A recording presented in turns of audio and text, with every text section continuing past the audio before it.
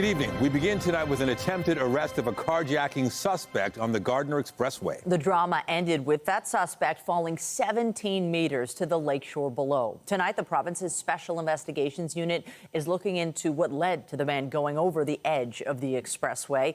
Our Mike Walker has been following the story. He joins us live tonight. Mike, a dramatic series of events that started well north of where you are at the shops at Don Mills. That's right, Michelle and Nathan. That's where the SIU says a Rolls Royce was stolen in an armed carjacking. Police were able to track the suspects down to the Gardiner here near Parliament, and that's where one of the suspects fell from the expressway while trying to run away from police. Multiple unmarked police vehicles surround a BMW on the Gardiner Expressway that was involved in a carjacking last night. The driver of the BMW fell 17 meters from the Gardiner to Lakeshore Boulevard while attempting to evade police on foot and suffered serious injuries, according to the province's police watchdog, which has now invoked its mandate. Out of nowhere, I hear like a huge bow, like a huge explosion or something like that, and I just see the cars bumping into each other. It all started after 11 Monday night when a Rolls Royce was stolen at the shops at Don Mills in an armed carjacking. Police confirm one of the suspects had a firearm and the victim was not injured. The SIU says the suspects took off in the Rolls Royce and BMW.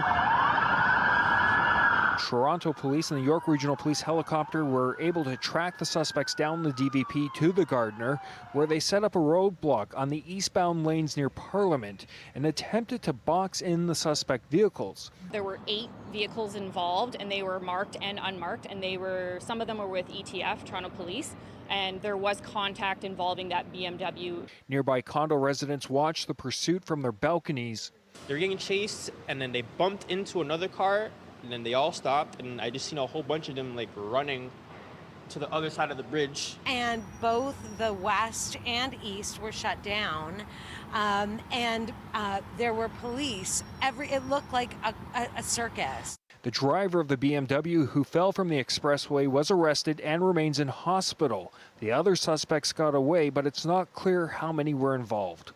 The man who fled from the BMW was the only occupant in that vehicle, and there were a number of other people in the Rolls Royce that fled the scene.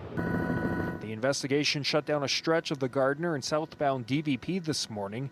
The SIU is investigating the actions of police and the circumstances that led to the suspect's injuries. Did they have the criminal authority to pursue this individual? Was there any sort of conversation or interaction prior to the man going over the Gardiner? The SIU says the BMW did not have any license plates and matched the description of a white BMW involved in an attempted carjacking earlier Monday on Northtown Way near Yonge and Finch. As for the Rolls Royce, police confirmed they located it abandoned in an apartment building garage.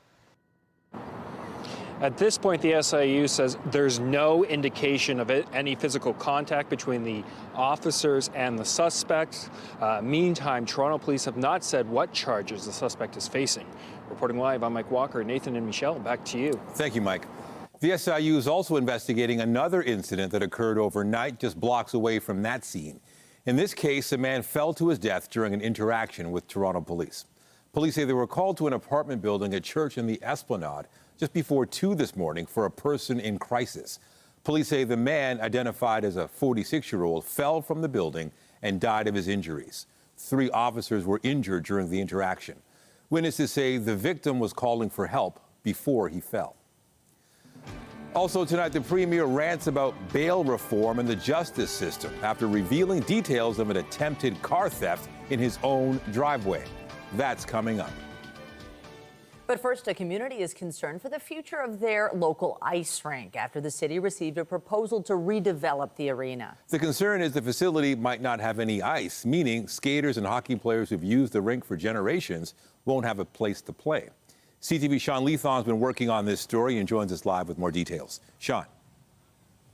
Well, Nathan and Michelle, comes at a time when ice is at a premium in the city of Toronto and could displace as many as 100 hockey players. Now, Western Lions Arena could be getting a much-needed renovation, as you say, courtesy of Maple Leaf Sports and Entertainment. But when it is done, there could be no ice. Ice in a place where there has been ice for 75 years.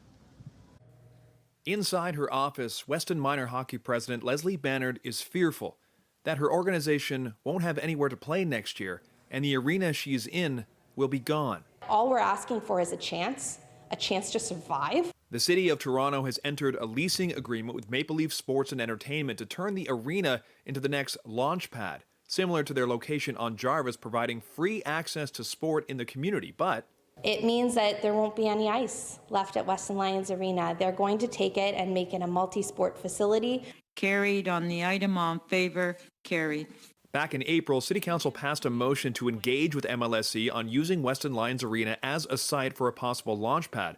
Local councillor Francis Nunziata calling this a monumental and transformational opportunity.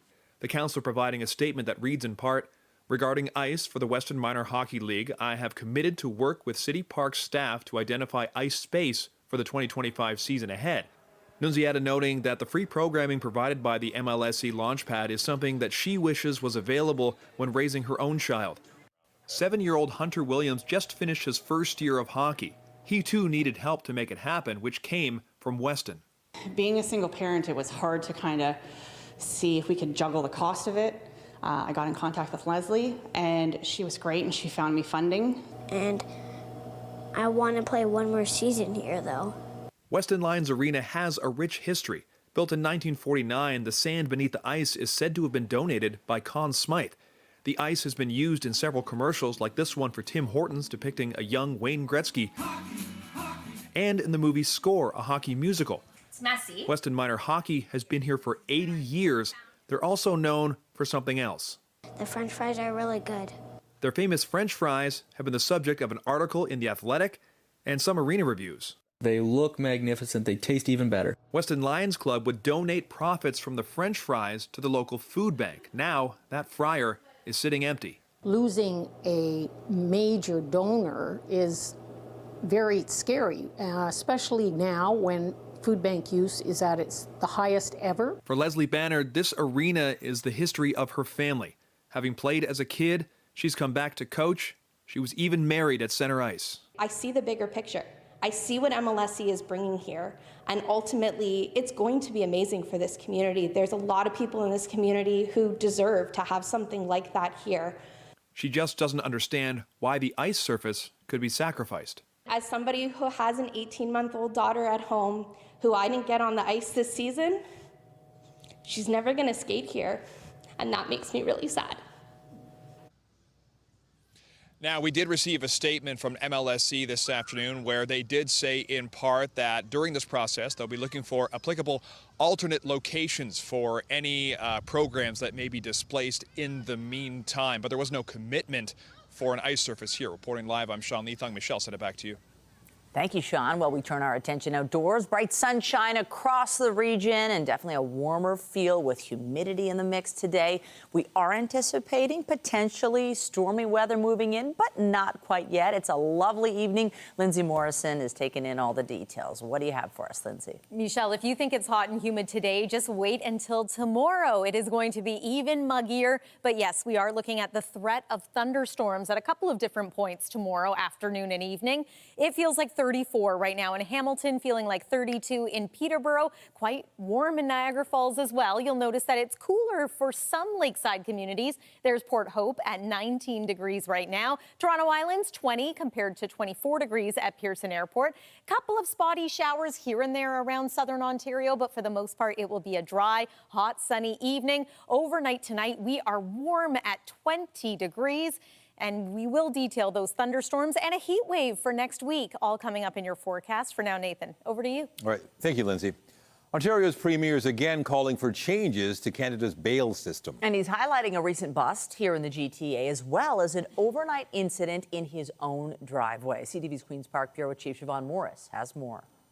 It happened early this morning while the premier was fast asleep in his Etobicoke home. 4 thugs come racing down my street, masks on, ready to take the car out of the driveway. Toronto police say their officers were in the area of Lawrence and Royal York around 12:30 a.m. and spotted that vehicle slowing down as it approached a driveway. Police say when they stopped the car, one of the people inside bolted, though officers caught up with them. Allegedly inside the car, a programmable master key and a device to do it. 4 people are facing charges, 2 of them teenagers. After court appearances in the afternoon, the two adults are under house arrest for now with a series of conditions. We need to start throwing these people in jail. This is turning into a lawless society. Ford outraged that all but one of 9 people charged in a record-breaking drug bust in Peel Region last week have been released on bail. 500 kilos of cocaine that could ultimately kill people, and judges slap on the wrist. Okay, little Johnny, you go out there and deal more drugs. Former Toronto Police Detective Mark Mendelson says the Premier's tapping into widespread frustration, but even with criminal code changes, it's still going to have to get through the Supreme Court of Canada at the end of the day, who may deem it to be unconstitutional. Doug Ford singled out a man in Vaughan who allegedly fired multiple shots as would-be thieves tried to steal his Lamborghini last week. That man faces gun charges, including unauthorized possession of a prohibited or restricted weapon. I'm going to hold a fundraiser for lawyer fees for him. He should get a medal for standing up. It's like down in the U.S., we should have the castle law. An approach Mendelson says leads to unnecessary death and injury. You are allowed to use as much force as you feel is necessary, even though it's not a direct threat to you or your family or anybody that's with you. Is a scary proposition. There's no evidence the suspects in Vaughan were trying to break into a home or hurt anyone while stealing the car. Defending yourself is entirely based on what's proportional and what's reasonable. In a case like this, it has been determined that a firearm was not the appropriate one. Mendelson isn't sure the Premier offering financial help to someone who's been criminally charged is a wise political move. Does he get to pick and choose who he thinks is innocent before there's a trial? I think that's problematic as well. The Premier says he'll keep pressuring the Prime Minister to change the criminal code, crack down on bail. The federal government has promised new legislation is coming in the next few months. At Queen's Park, Siobhan Morris, CTV News. Meanwhile, Hamilton police have charged an 11-year-old and a 15-year-old following a stolen vehicle investigation that began in West Lincoln. Police say they received calls about a stolen vehicle driving erratically near Barton Street and Gage Avenue. The two youths were also seen carrying what appeared to be a BB-style handgun. The pair were arrested after police executed a high-risk traffic stop. Both are now facing a number of charges. The 11-year-old was released to his parents. The 15-year-old remains in custody pending a court appearance. Coming up on CTV News, a massive elm tree believed to be one of the oldest and largest in the city is coming down. We'll show you the work being done to remove this iconic piece of a downtown neighborhood. Construction is officially underway on the East Harbour Transit Hub. The mayor and premier both on hand for today's groundbreaking. The hub will be an interchange station serving Riverdale, Riverside, and Leslieville. It's located just east of the DVP and south of Eastern Avenue. Along with 6 tracks, there will be passenger pickup and drop-off areas and bike parking. The station is expected to serve about 100,000 riders every day. Growth is good, but people have to be able to move around. Yes, Premier, you're right. Not everyone is into cycling and ride a bike. So we are building an East Harbour Transit Hub together. This will be Toronto's second busiest station, with more than 100,000 daily riders. Home of the new Ontario line and serving commuters from Lakeshore East and the Stouffville GO train. Also at today's announcement, we got an update from Metrolinx about the status of the long-delayed Eglinton Crosstown LRT. The transit company's interim CEO says control of the trains being tested has now been handed over to the TTC. Construction on the LRT began in 2011 and was originally set to be finished in 2020. However, it's seen numerous delays and is now at least $1 billion over budget. About a week ago, we moved control of the line from the backup operations command center to the TTC's command center at Hillcrest, which means as of today or tomorrow, movement of trains on the line is actually governed by the TTC as it will be when the line's in revenue service. I would also note that we are relentlessly stress testing both system and vehicles. And this really is the phase of the project that we're in right now. We're doing the things for this line that, frankly, were not done for projects like the Ottawa LRT, demonstrating to ourselves collectively that it's going to perform the way that we want it to on the day that it opens. In other news, the city says it is moving ahead with a municipal shelter planned for a Scarborough neighborhood, despite calls from hundreds of residents to reconsider. 6 months after the plans were revealed, some community members insist they should have a say on the site. CTV's Natalie Johnson has the details.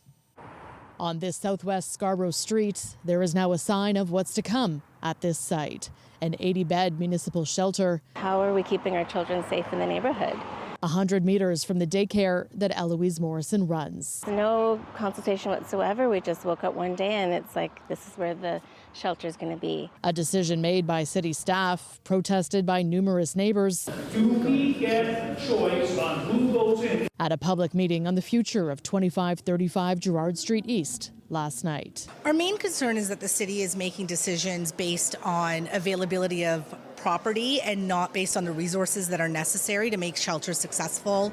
City staff assessed 100 sites across Toronto, including 17 in Scarborough, which they say is home to nearly a third of the people who are staying unsheltered outdoors. But the local councillor argues this site would better serve the community as affordable housing, not a shelter. This site, as you can clearly see on the map, is dead set in the middle of a very residential community with a lot of young families and seniors. So the question before is what's the nature of the operation that's coming in, the type of the clients? Shelters, by virtue of what they are a residential purpose. They're located in neighborhoods and communities right across the city, many near schools, many near daycares. And so, we want to support some of the most vulnerable people in our city and keep kids safe. Supporters, meanwhile, argue the city is desperate for this type of support. We need more shelters in our city. I'm not in this ward, but I certainly hope one day that I can support a shelter in my ward. I don't see how people can object to some place that's going to give shelter to other people whose lives depended on having it. 80 beds. The head of Shelter and Support Services insists community feedback will be considered moving forward, but the site itself has already been selected, slated to open in 2 years' time. Currently, we're moving ahead with this location. We put a lot of effort into finding a location that will work. There's conversation with neighbors as to is it done right? Can we make sure people are feeling good about the new neighbors coming in? This process is very performative, but not really focused on doing anything more than stuffing a shelter in the wrong location down the throats of the local residents. For Eloise Morrison, the question is not the shelter, but the site. We want a safe place for people who need shelter, but is it really the best decision to have it here? Natalie Johnson, CTV News. An update to a story we first brought you last week. An elm tree, which has been a fixture near Christie Pitts for more than a century, is now being cut down. Its removal comes after decades of being treated for disease. CTV's Rahim Ladani explains. With each rev of the chainsaw, a limb off this enormous American elm falls to the ground, bringing with it more than a century of history. I'm just here today to really say goodbye and honor it. Honestly, I feel like I'm going to start crying. It's just such an amazing tree. Well known for towering over Christie Pitts Park, the elm on Barton Avenue is carefully being cut down after standing for more than 110 years, a fixture in the neighborhood. It was a really nice tree, but if he dies, then you have to clear the space, and it's to be safer. It's part of life. And what a life this elm has lived. Thousands of elm trees became infected when Dutch elm disease arrived in Canada around 1940. However, this elm tree survived it for decades, thanks to the care from a City of Toronto worker. It's sad. I've been watching this tree or inspecting this tree for 10 years and doing the injections, trying to keep it alive and seeing it when it's healthy, and you're like, this is one of my favorite trees to see. This elm had been injected with fungicides for the past decade, but last year it started to die. Now, with no canopy of leaves left and disease quickly spreading, there's also a matter-of-fact understanding. Well, when you're dead, it's usually time to go. And so begins the process of turning this landmark into lumber. It's a physical and meticulous job, expected to take the better part of 3 days before it's reduced to a stump. The strategy is going to be basically trying to take it tips down, getting things away from the hydro, trying to get access into the interior of the tree. A heritage plaque memorializing the elm has already been affixed to a nearby pole, while the larger pieces of stem wood are being hauled away and potentially repurposed. It makes me feel good to think that the wood will live on in some way, that there might be benches. A way to trade in shade for a second life. Raheem Ladani, CTV News. Despite U.S. President Trump's early departure, the G7 Leaders Summit continued in Alberta today with a focus on defense and security, especially Ukraine. Ukrainian officials say Russian attacks killed at least 15 people and injured 156 others overnight. Most of the casualties were in the capital, Kyiv. CTV's Michael Couture reports. With a heavy heart, Ukraine's president came to Kananaskis hoping for more support from G7 leaders. But the latest attack cast a shadow over his visit. Our families had a very difficult night. It's one of the biggest attacks from the very beginning of this war. 440 Shaheeds, Iranian drones, and 32 missiles. Inviting Volodymyr Zelensky was part of a show of support from world leaders gathered here as the war with Russia rages on.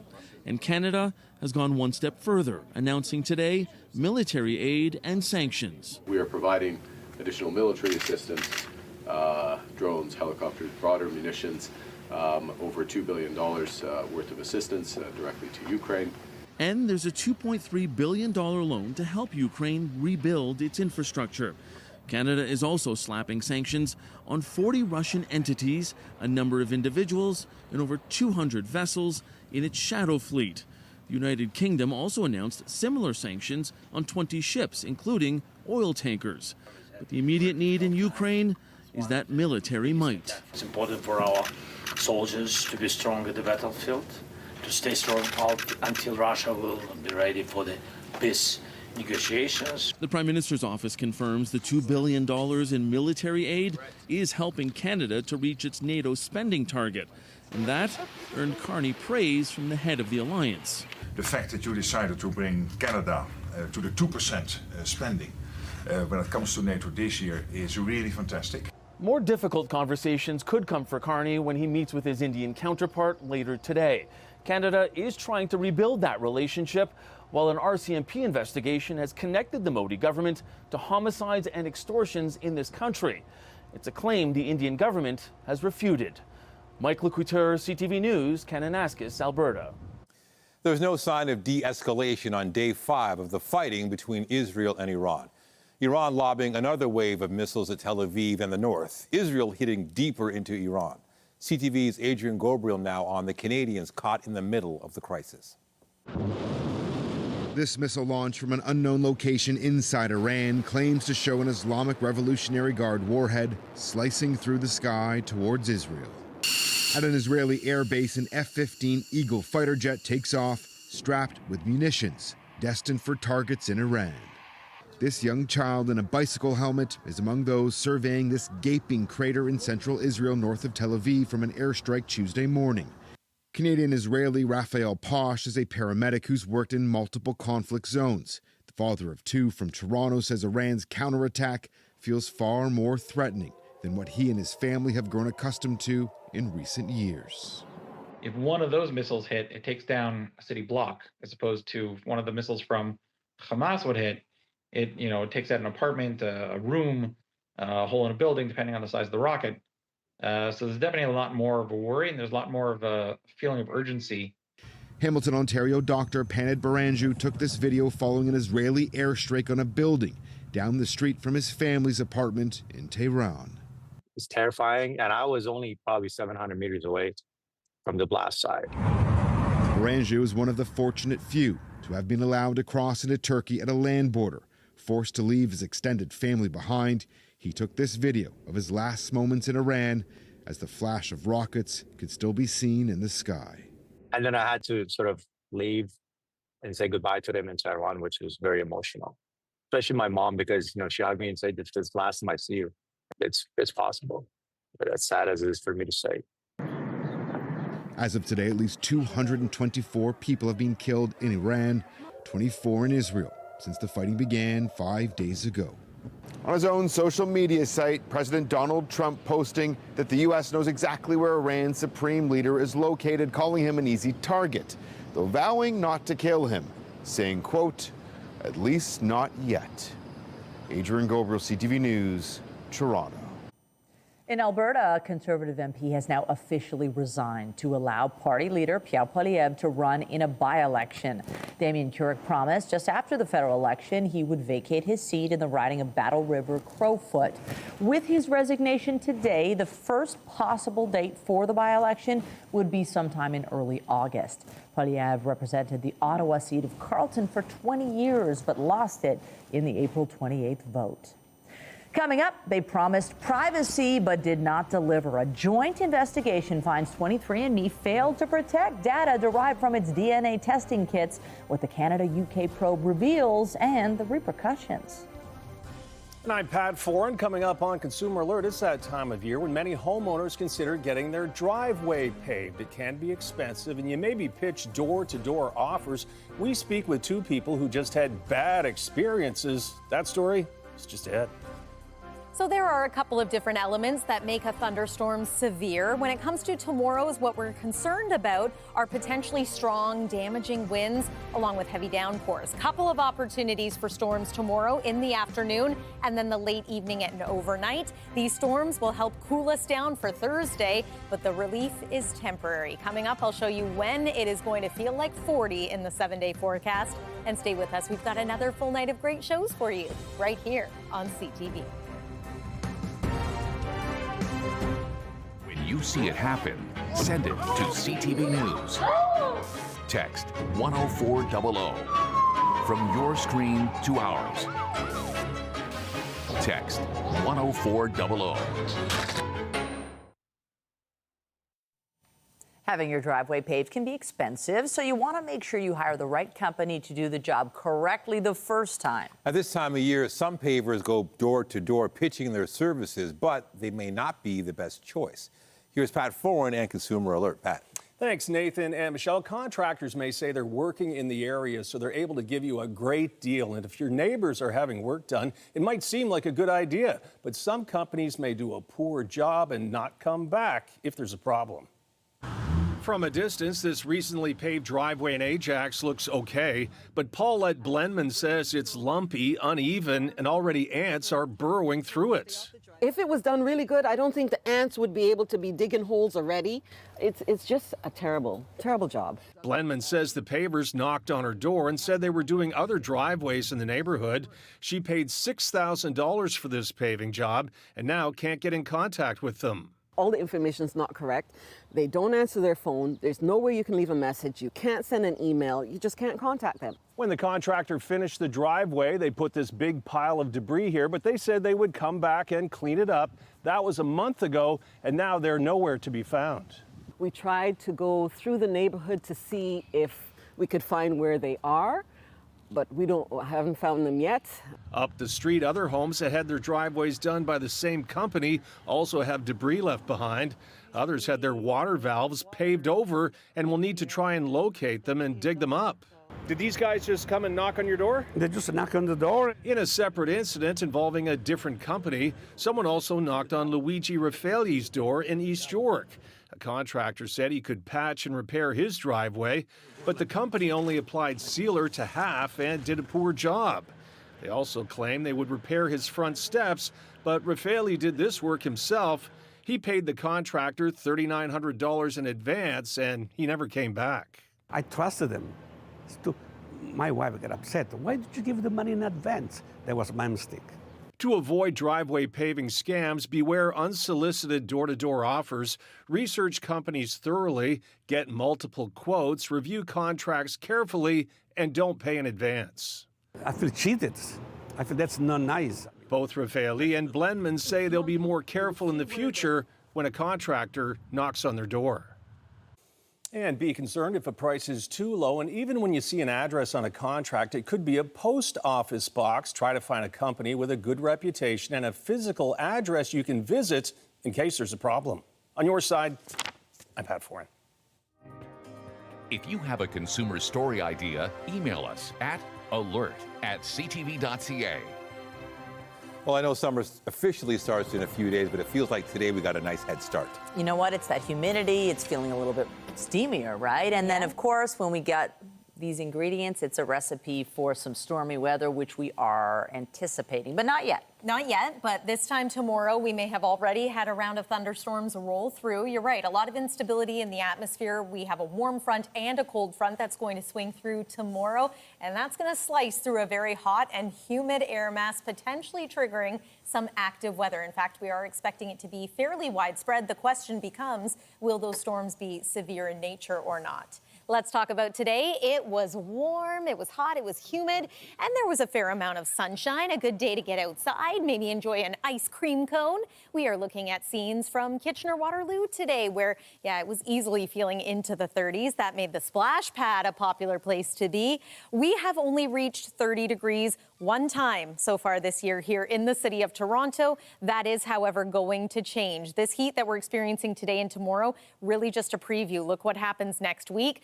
The hottest air of the season so far. We're talking heat wave criteria, not just here in southern Ontario, but for millions stateside as well. This is going to be a story to watch into next week. But today, it's already pretty hot. 28 degrees in Windsor, Ontario, feeling like 37. That's what we are expecting in our neck of the woods for tomorrow. Right now, it's 24 degrees in Toronto, feeling like 30. This is pretty warm for an overnight low. 20 is what we're expecting to fall to. Quite uncomfortable for sleeping, still feeling like 26, even at the coolest point in the night. Not as hot and humid across parts of cottage country, so there's some good news. Tomorrow, very muggy in the afternoon, and that risk of thunderstorms is going to be there. Not so much in the morning, but into the afternoon, the evening, and the overnight heading into Thursday. Little snapshot of forecast daytime high temperatures, about 28 degrees in southwestern Ontario, closer to 25 in places like Whitby and Georgina, and 27 for you in Scugog as well as Minden. That risk of thunderstorms, it's going to be fueled by a couple of different things. We mentioned the two different fronts and the hot and humid air mass. Already we're starting to see a couple of showers or thunder showers creep their way into the Bruce Peninsula and again areas east of Georgian Bay for later tonight. The system that's going to bring us the active weather for tomorrow is still brewing stateside. It's going to make its way into our neck of the woods. If we can get some sunshine tomorrow morning, that could help fuel storms. But again, heads up, mid-afternoon, there's round one. Then as we make our way into the evening and overnight, here's round two. It's possible that this front will be a little bit weaker by the time it arrives. Plan on it still being unsettled for at least part of your Thursday. Keep the umbrella handy. It's also going to be cooler and we'll get some clearing late in the day. Happy to share that Friday is looking sunny and a little more comfortable. 26 degrees for the high, but the heat starts to build again for the weekend. Late day showers possible for your Saturday. Sunday, it starts to get hot and steamy. 31 for the high, humidex 40, feeling like 42 for next Monday and Tuesday. That's the weather. Michelle, over to you. Thanks, Lindsay. After the break, stolen cars disguised and sold at dealerships. A CTV W5 investigation reveals how one unsuspecting family bought a ride with a secret history.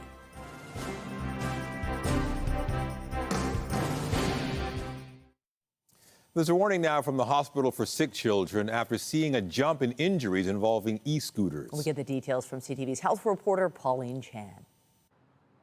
E-scooters may look fun to ride, but doctors at Sick Kids Emergency Department say in the wrong hands, they can be dangerous. These devices shouldn't be in the hands of teens and preteens. But that's who Sick Kids is seeing with injuries. In 2020, they saw just one e-scooter-related injury, but in 2024, they had 46 ER cases related to e-scooters, and so far this year, they've had 22. They are becoming cheaper as all these components become more manufactured at scale, and the battery technology decreases, all of this becomes more available. You can just look at any big box retailer. Sick Kids also found 78% of the kids were not using a helmet at the time of the accident, and 25% of them had to be admitted with serious injuries. 36% had head or facial injuries, 33% had fractured bones, and 18% had concussions. We've seen some catastrophic head injuries, but we've seen everything else. We've seen, deep and severe lacerations and cuts. We've seen intra-abdominal bleeding. We've seen major fractures that may require surgery. The hospital has shared its safety tips on social media. First, always wear a helmet. And second, no passengers. The vast majority of them were not designed with passengers in mind. So they're already an inherently unstable device. You throw on a passenger on them, their center of gravity is completely different. Also, follow manufacturers' warnings, know your local regulations, and never ride under the influence of marijuana or alcohol. Adolescents in general are at higher risk to be experimenting with these substances, period. And we know that you need your best dexterity when you're using a scooter. E-scooter use by anyone under 16 is banned on public property in Ontario, and in Toronto it's banned for people of any age, but the hospital worries its popularity continues to grow. Pauline Chan, CTV News. From 2 wheels to 4 now. Imagine buying a vehicle from a car dealership only to find out much later it's actually a stolen car. We've learned it's happening with some unsuspecting buyers who are eventually left without a car and on the hook for a lot of money. CTV W5 investigative reporter John Woodward explains. Cars stolen off driveways across the country. There's a huge problem. More than $1 billion a year, some of them sold overseas. There you go. But others end up on Canadian roads disguised and resold. Money that's going to organized criminals and car thieves. Correct. Some of that money spent on bribes to government agencies. Are you a car thief, sir? This was a fake on so many levels. This 2019 Porsche Cayenne was the dream vehicle for a family member of Frank Rizko when they bought it in 2023. They bought it from a dealership, by the way, so that assumingly it's safer and more legit. But only a few months later, parked at this mall north of Toronto, the car disappeared. One of almost 60,000 stolen that year as a wave of auto thefts continues to sweep through Canada. Frank's family member made an insurance claim with TD Insurance, but that's where things got strange. A few weeks go by, no answer. That drags into a couple months, and then finally TD rejects the claim altogether. In a letter, TD Insurance told them it had found a problem with the vehicle identification number, or VIN, a number that is supposed to uniquely identify the car, saying, "Our investigation has concluded that the VIN is fictitious and registered to another vehicle. Therefore, there will be no coverage for this loss." What did that mean, fictitious VIN? Exactly what I thought when I heard that. You can usually find the VIN here, behind the windshield on the driver's side. It's supposed to be one number, one car. And if it's not, there could be a problem. Those numbers are tracked closely by Carfax and its president, Sean Ford. Yeah, so Carfax is a Canadian company. He says they have seen a huge increase in what is known as re-VINning. A re-VIN is taking the 17-digit character of a vehicle identification number and applying that to, in most cases, a stolen vehicle. So this is about disguising vehicles that are stolen as legitimate cars. That's right. Vording says his company's data shows there are some 140,000 possibly disguised stolen cars on the road right now. We asked Vording to take a look at the Carfax report for Rizko's car. Something doesn't add up about the history of this vehicle. Vording points out its records show the car's color changed from gray to white, and its mileage actually dropped from around 60,000 to just under 30,000. They would have to drive backwards across the country a number of times to make that make sense. Yeah, that's right. If there's ever a vehicle that looks like it's a fraudulent VIN or a clone VIN, this one meets the mark. The truth is, this report refers to two cars sharing the same VIN, one in Ontario, the other in Alberta. We tracked the Alberta car to this Porsche dealership in Calgary. They believe their car is legit. That suggests it was Rizko's car that was the stolen one. Rizko's family couldn't have known all that. At the time of purchase, their Carfax appeared clean. How does all this make you feel? Irritated, disappointed. It's going to be $100,000 plus roughly around $40,000 in interest. Yeah. My family members have to pay this for the next 6 years, and they're thinking of getting a second mortgage to pay for this. Like, it's just insane. His family owes all this money for a stolen car that was stolen again. And our investigation showed his car wasn't the only one tied to one Toronto dealership. John Woodward, CTV News. Get Toronto's top stories, breaking news alerts, and watch live. Download the CTV News app. Out of nowhere, I hear like a huge bow, like a huge explosion or something like that, and I just see the cars bumping into each other. Updating our top stories, a police takedown in a carjacking investigation ends with a man going over the edge of the Gardiner Expressway. The driver suffered serious injuries in a 17-meter fall. The province's Special Investigations Unit is now involved. It means that there won't be any ice left at Weston Lions Arena. They're going to take it and make it a multi-sport facility. Concerns tonight for the future of Weston Lions Arena. The facility may be transformed into an MLSE launch pad, but users worry the change would mean no more ice rinks, which have been used by skaters and hockey players for generations. It's sad. I've been watching this tree or inspecting this tree for 10 years and doing the injections, trying to keep it alive and seeing it when it's healthy, and you're like, this is one of my favorite trees to see. And work has begun to bring down one of the oldest and largest elm trees in the city. This massive tree has been a fixture near Christie Pitts for more than a century. City officials made the decision to take it down after it was decided the tree had reached the end of its natural life. The work will continue through Thursday. Remember to keep up to date day and night at ctvnewstoronto.ca and by downloading the CTV News app. And if you have a news tip, photos, or video of breaking news, let us know.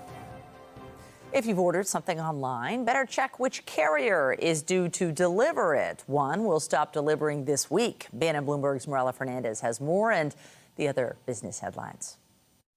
Delivery service DHL Express will shut down operations across the country on Friday. There are more than 2,000 DHL drivers and other workers on strike or locked out. Starting today, DHL will stop bringing packages into Canada. On Friday, the company won't be able to use replacement workers, which is why DHL is looking at a complete shutdown. Here's how the trading day ended. The Canadian dollar dropped 27 cents to 73.28. West Texas Intermediate is up more than $3 to 73.27. Our fix on Western Canadian Select has it down to 60.66, and the TSX dropped 27 points to 26,541. Those are your business headlines. I'm Morella Fernandez. The Business Report is brought to you by Canadian Western Bank, the bank built for business. The results of a joint investigation by Canada and the UK into that massive data breach at 23andMe were released today. The breach serves as a cautionary tale for all organizations about the importance of data protection in an era of growing cyber threats. It is particularly relevant at a time when more and more personal information is being collected, used, and shared in a growing digital economy. The breach, discovered 2 years ago at the genetic testing company, affected almost 7 million people worldwide, including nearly 320,000 in Canada. The compromised data included information related to health, race, ethnicity, as well as relatives, date of birth, and gender. The investigation blames inadequate security measures. 23andMe sells DNA testing kits. It filed for bankruptcy in March. The Toronto Sceptres have been active on the first day of free agency in the PWHL. Toronto signing goaltender Elaine Chuli on a one-year deal. The Waterford, Ontario native was a backup in Montreal for the past 2 seasons. She led the league in save percentage in the PWHL's inaugural season. The Sceptres have also signed Claire Dalton to a one-year deal. The Toronto native had 3 goals and 6 assists in 30 regular season games for the Victoire. And former MVP Natalie Spooner will be back after signing a 2-year contract. Jesse Comfer also signed a 2-year deal. Just ahead, an in-depth look at the works of one of Canada's most influential artists, an exhibit where art meets activism. A showcase coming up.